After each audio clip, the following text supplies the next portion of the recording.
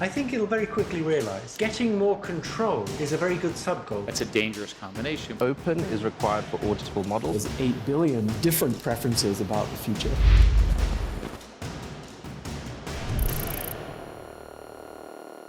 What makes an AGI network safe?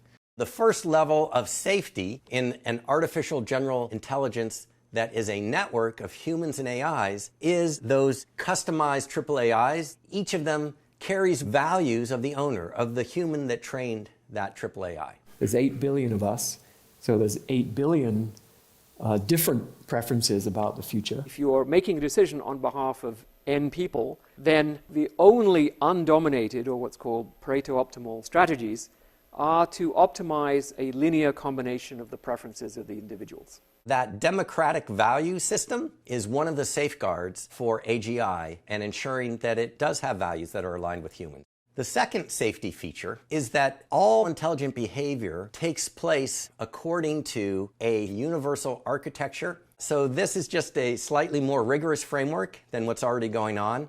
Because it's a framework that can cover all kinds of problem solving, whether it's done by a human or done by an AI, it means that there's going to be a sequence, and at every step you know exactly where you are in the sequence, and as you go through the steps, you can put in ethics checks. For example, every time you set a new goal, you could have a check. Is this goal ethical? I mean, if the goal is, I want to make money, and the sub-goal is, first of all, exploit everybody, well, that sub-goal would not pass the ethics check.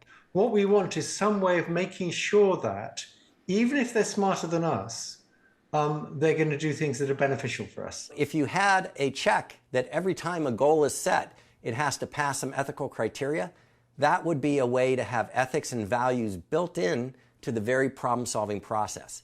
That will give you a result of a system that behaves in an ethical way. These simple steps can reduce the chances of extinction from 20%, which is where I think it is now, way, way down. I mean, I think we can get to less than 1%.